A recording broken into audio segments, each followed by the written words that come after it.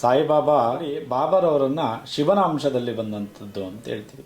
ಆಂಜನೇಯ ಸ್ವಾಮಿಯವರೇ ಬಾಬಾ ಅವರ ಒಂದು ರೂಪವನ್ನು ತಾಳಿ ಬಂದಂಥದ್ದು ಅಂತಲೂ ಕೂಡ ಎಲ್ಲೋ ಕತೆ ಕೇಳಿದಂಥದ್ದು ನೆನಪಿದೆ. ಅವರು ಆಂಜನೇಯ ಸ್ವಾಮಿಯವರು ಈ ಭೂಮಿ ಮೇಲೆ ಕಲಿಯುಗದಲ್ಲಿ ಆಗ್ತಿರುವಂಥ ಧರ್ಮದ ಯುದ್ಧ, ಹಿಂದೂ ಮುಸಲ್ಮಾನ ಅನ್ನೋ ಧರ್ಮದ ಯುದ್ಧ ನಡೀತಾ ಇದ್ದಂಥ ಸಂದರ್ಭದಲ್ಲಿ ಆಗ ಇದೆಲ್ಲವನ್ನು ಒಂದು ಸಮಭಾಗವಾಗಿ ಮಾಡಬೇಕು ಅಂತ ಹೇಳಿ ಆಂಜನೇಯ ಸ್ವಾಮಿಯವರು ಸ್ವತಃ ಸದ್ಗುರು ಸಾಯಿಬಾಬಾರವರಾಗಿ ಬಂದು ಇಲ್ಲಿ ಯಾರು ಹಿಂದೂ ಮುಸ್ಲಿಂ ಕ್ರಿಶ್ಚಿಯನ್ ಅನ್ನೋ ಭೇದ ಭಾವ ಇಲ್ಲದೆ ಎಲ್ಲರೂ ನಾವು ಒಂದೇ, ಸಬ್ಕಾ ಮಾಲಿಕ ಅಂತ ಹೇಳಿ ಎಲ್ಲ ಒಂದೇ ಅಂತ ಹೇಳಿ ಬಂದಂಥವ್ರು, ಎಲ್ಲರನ್ನು ಒಳಗೊಂಡು ಅದಕ್ಕೆ ನೀವು ನೋಡಿ, ಬಾಬಾ ಅವರು ಮಸೀದಿಲಿ ಇರ್ತಾರೆ, ಆದರೆ ಅವರು ಅಲ್ಲಿ ತುಳಸಿ ಪೂಜೆ ಮಾಡ್ತಿರ್ತಾರೆ, ಬೆಂಕಿ ಕುಂಡವನ್ನು ಹಚ್ಚಿರ್ತಾರೆ, ಹಣೆಗೆ ಗಂಧವನ್ನು ಇಟ್ಕೋತಾರೆ, ಜಪಮಾಲೆಯನ್ನು ಧರಿಸ್ತಾರೆ. ಆದರೆ ಅವರು ಮುಸಲ್ಮಾನರಲ್ಲ. ಆದರೆ ಮುಸಲ್ಮಾನರು ಮಾಡುವಂಥ ಹಬ್ಬಗಳನ್ನು ಮಸೀದಿಯಲ್ಲಿ ಆಚರಣೆ ಮಾಡ್ತಿದ್ರು, ಹಿಂದೂಗಳ ಹಬ್ಬವನ್ನು ಆಚರಣೆ ಮಾಡ್ತಾಯಿದ್ರು.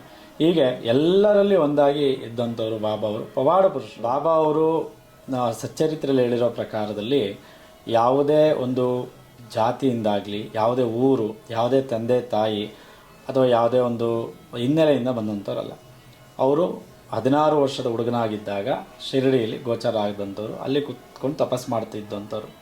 ಆಗ ಅಲ್ಲಿರೋ ಊರಿನವರೆಲ್ಲ ಹೋಗಿ ಅಲ್ಲೇ ಇರೋವಂಥ ಒಂದು ದೇವಸ್ಥಾನದ ಹತ್ರ ಅಲ್ಲಿ ದೇವರನ್ನು ಪ್ರಾರ್ಥನೆ ಮಾಡಿಕೊಂಡಾಗ ಅಲ್ಲಿ ಒಂದು ದೇವರು ಮೈ ಮೇಲೆ ಬಂದು ಹೇಳುತ್ತೆ, ಈ ಹುಡುಗ 12 ವರ್ಷ ಹುಡುಗನಾಗಿದ್ದಾಗಿಂದ ಇಲ್ಲಿ ಕುತ್ಕೊಂಡು ತಪಸ್ಸು ಮಾಡ್ತಿದ್ರು ಅಂತ.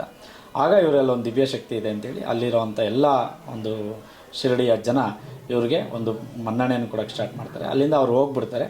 ಮತ್ತು ಒಂದು ಅಷ್ಟು ವರ್ಷ ಬಿಟ್ಕೊಂಡು ಮತ್ತೆ ಶಿರಡಿಗೆ ಯಾವುದೋ ಮದುವೆ ವಿಚಾರದಲ್ಲಿ ಬಂದಾಗ ಅವರು ಅಲ್ಲೇ ಸಾಯಿಬಾಬಾಗಿ ಉಳ್ಕೋತಾರೆ.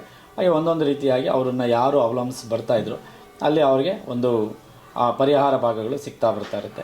ಅಂದರೆ ನಾವು ಪರಿಹಾರಗಳು ಅಂದರೆ ಇವಾಗ ಯಾರಿಗೂ ಹುಷಾರಿಲ್ಲ ಅಂತ ಬಂದಾಗ ಅದಕ್ಕೆ ಅವ್ರಿಗೆ ಒಂದು ನಾಟಿ ಯಾವುದೋ ಒಂದು ಔಷಧಿಯನ್ನು ಕೊಡುವಂಥದ್ದು, ವಿಭೂತಿಯನ್ನು ಕೊಡುವಂಥದ್ದು, ಅಲ್ಲಿರೋವಂಥದ್ದು ಯಾವುದೋ ಒಂದು ವಸ್ತುವನ್ನು ಕೊಟ್ಟು ಅದಕ್ಕೆ ಮಾಡುವಂಥದ್ದು. ನೀವೆಲ್ಲ ಕೇಳಿರ್ತೀರಿ, ಎಣ್ಣೆ ಹಾಕಿ ದೀಪ ಹಚ್ಚುತ್ತಾ ಇರ್ತಾರೆ ಗುರುಗಳು. ಆದರೆ ಮಾರವಾಡಿಗಳು ಅವರೆಲ್ಲ ಸೇರಿ ಒಂದಿನ ಮಾತಾಡ್ಕೋತಾರೆ, ನಾವು ಎಣ್ಣೆನೇ ಕೊಡಲಿಲ್ಲ ಅಂದರೆ ಇವ್ರು ಯಾವ ರೀತಿ ದೀಪ ಹಚ್ತಾರೆ ಅಂತ. ಆಗ ಅವ್ರು ಬಂದು ಆ ಒಂದು ತಗಡಿನ ಡಬ್ಬ ಇರುತ್ತೆ, ಆ ಡಬ್ಬದಲ್ಲಿ ನೀರು ತಂದು ದೀಪಕ್ಕೆ ಹಾಕಿ ಬತ್ತಿ ಹಾಕಿ ದೀಪ ಹಚ್ತಾರೆ.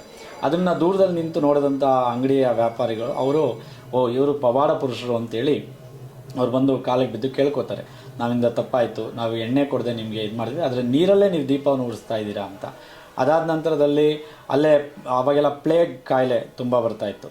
ಆಗ ಆ ಊರಿನ ಸರಹದ್ದಲ್ಲಿ ಪ್ಲೇಗ್ ಬರಬಾರ್ದು ಅಂತೇಳಿ ಅವರು ಒಂದು ಗೋಧಿಯನ್ನು ಬೀಸಿ, ಆ ಬೀಸೋ ಕಲ್ಲಲ್ಲಿ ಸ್ವತಃ ಗೋಧಿ ಬೀಸಿ ಆ ಊರಿನ ಹೆಣ್ಮಕ್ಳನ್ನು ಕರೆದು ಊರಿನ ಸುತ್ತ ಅದನ್ನು ಹಾಕ್ಕೊಂಡು ಬನ್ನಿ, ಯಾವುದೇ ಕಾಯಿಲೆಗಳು ಬರಲ್ಲ ಅಂತ ಹೇಳಿದಾಗ ಆ ಊರನ್ನು ಸಂರಕ್ಷಣೆ ಮಾಡಿದಂಥದ್ದು.